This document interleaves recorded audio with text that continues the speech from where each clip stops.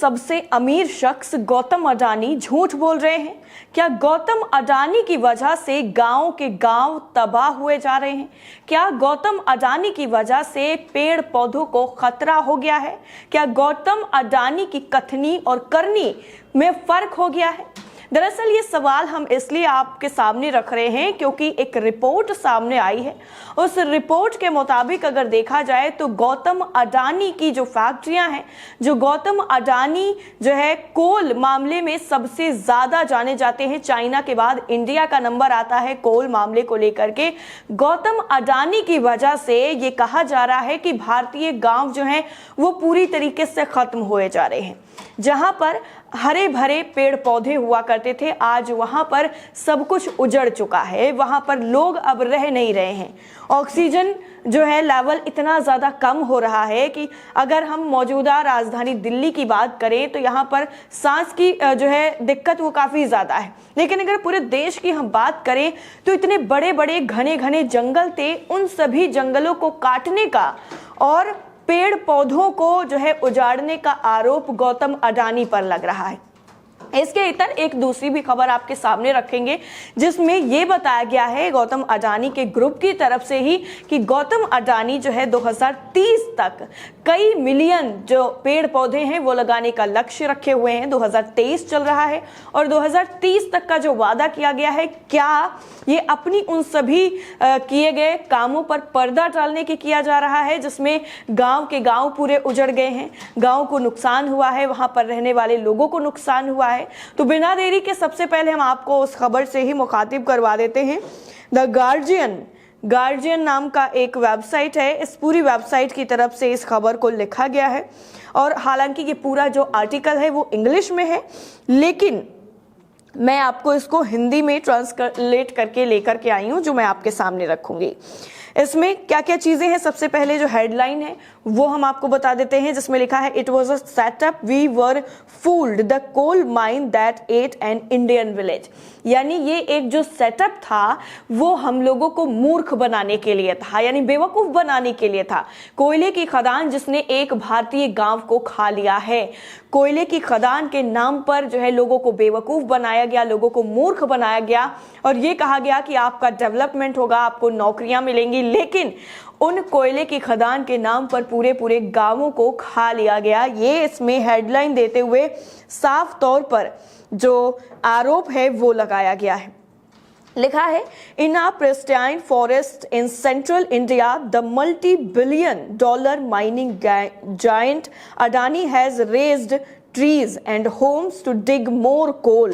How does this kind of destruction get the go ahead? यानी ये जो खदान खोदने का तरीका है और एक के बाद एक जगह पर मिट्टी खोद खोद कर पेड़ों को काट काट कर जो कोल का अपना जो धंधा है उसको बढ़ाया जा रहा है, ये इंडिया में कैसे संभव हो पाया है? और अंकुर पालीवाल की तरफ से इस पूरे मामले को तफ्तीश से समझाने की कोशिश की गई है। इसमें यह भी कहा गया है कि जिस जंगल को काटने का आरोप लगा है, हालांकि बहुत सारे जंगल हैं, लेकिन इस जंगल की बात की जा रही है जहां पर छत्तीसगढ़ में ये पूरा जो है जंगल था वो यहाँ पर स्थापित था, वहीं पर लोगों के गांव हुआ करते थे, लोग हंसी खुशी रहा करते थे।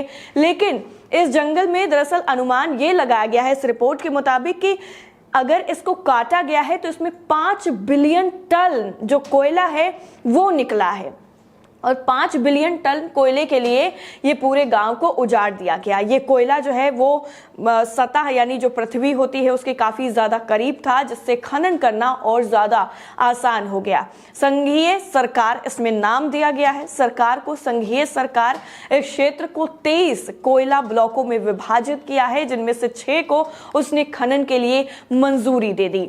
यानी सरकार पर सीधा सीधा ये आरोप लगाया गया कि जब उन्हें पता था कि यहाँ पर रह रहे लोगों को इससे परेशानी होगी, फिर भी उन्होंने खनन के लिए मंजूरी दे दी। अडानी समूह को उन 6 में से 4 खदानों का ठेका दे दिया गया। जिसमें केटे और आसपास के गांव भी शामिल हैं। इन खदानों के निर्माण की वजह से कम 1898 हेक्टेयर जो वन है, यानी जो पूरे जंगल हैं, उसके साथ साथ जो जमीन है वो नष्ट हो जाएगी। केटे के तहत विशिष्ट कोयला ब्लॉक में करीब 450 मिलियन टन कोयला है, जिसकी कीमत करीब 5 अरब डॉलर है। यानी ये जो सारा खेल है वो दरअसल पैसे का है, और पैसे के लिए कुछ भी किया जा सकता है। वातावरण को नुकसान पहुंचाया जा सकता है, पेड़ पौधों को काटा जा सकता है। 5 अरब डॉलर की कीमत की वजह से लोगों को शांति से जो रह रहे हैं उनको अव्यवस्थित किया जा सकता है।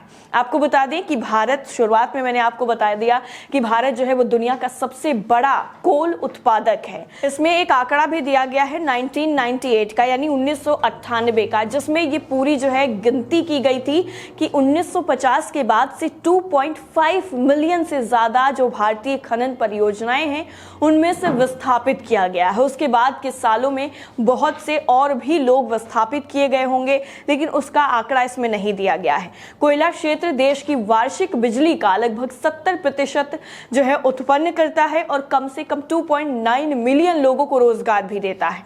जबकि भारत ने 2030 तक अपने कार्बन उत्सर्जन को 2005 के स्तर से 45% कम करने का वादा किया है।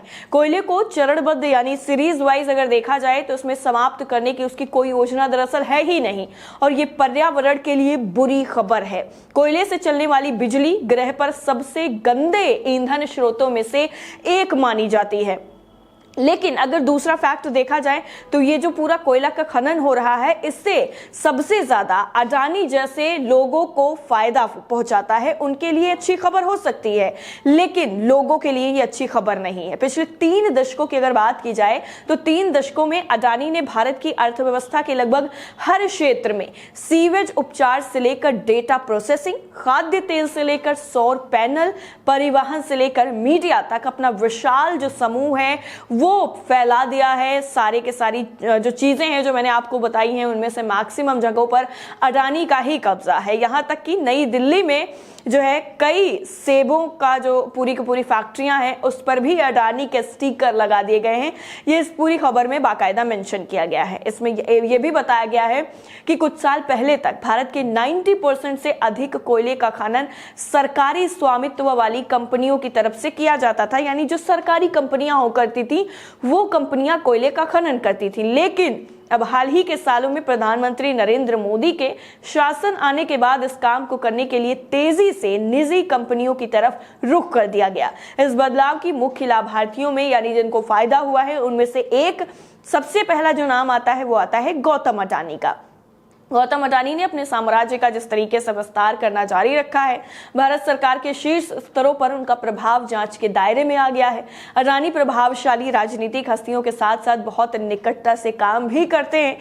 पत्रकार परंजय गुहा ठाकुरता ने अरबपति को स्पष्ट रूप से बदनाम करने के लिए भारतीय अदालत की तरफ से उसके खिलाफ एक गैंगिंग आदेश जारी करने से पहले ये बताया गया है इसमें पूरी रिपोर्ट में कि ऐसा कहा था कि इसे क्रोनी कैपिटलिज्म कहें, ओलिगार्की कहें, रेगुलेटरी कब्जा कहें, या फिर अगर छोटे शब्दों में कहा जाए तो उसको अडानी की कहानी कहा जाए, जिसकी वजह से अडानी आज इतना ज्यादा उनका जो साम्राज्य है वो बढ़ गया है।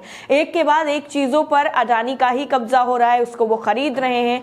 हिंदुस्तान में ज्यादातर जो चीजें हैं वो प्राइवेट हो गई हैं, जिनका जो अधिकार है वो अडानी के पास पहुंच गया है। और अब दूसरी जो एक खबर है जो मैंने आपको शुरुआत में जिक्र किया था, जिसमें ये पूरा का पूरा जो लक्ष्य है वो अडानी की तरफ से रखा गया था कि 100 मिलियन, मैंने एग्जैक्ट आपको वो आंकड़ा नहीं बताया था, लेकिन रिपोर्ट में ये साफ है कि 100 मिलियन ट्रीज जो हैं वो 2030 तक अडानी ग्रुप की तरफ से लगाया जाएगा।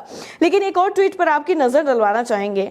ये ट्वीट बड़ा ही इंटरेस्टिंग है और इस ट्वीट को जो है आप देखेंगे तो आपको ये समझ में आ जाएगा कि आखिर 1 साल में ऐसा क्या हो गया कि अडानी जो है टॉप 10 में भी नहीं आते थे richest person in the world में, वो अब तीसरे नंबर पर पहुंच गए हैं। आखिर 1 साल में ऐसी क्या क्या चीजें बदली हैं, पूरा एक जो ग्राफ है वो बताया गया है और जिसमें अप्रैल 2022 के बाद से अडानी की संपत्ति में अथाह जो वृद्धि हुई है उस पर सवालिया निशान खड़ा हो गया है। क्रिप्टो गौरव की तरफ से पूरा ट्वीट किया गया है जिसमें बताया गया है, वीडियो शेयर करते हुए कि the rise of Gautam Adani, the top 10 wealthiest बिलियनरीज, इनमें गौतम अडानी 3rd पोजीशन पर आ गए और उन सभी लोगों को पछाड़ते हुए जो 2 नंबर पे थे, 3 नंबर पे थे, सबसे ज्यादा इनके पास संपत्ति आ गई। पॉल कोशी की तरफ से भी ये कहा गया है, जैसा इस रिपोर्ट में मैंने आपको बताया कि इसमें कहा गया है कि जब से मोदी सरकार शासन में आई है तब से ही गौतम अडानी को ज्यादातर जो कोल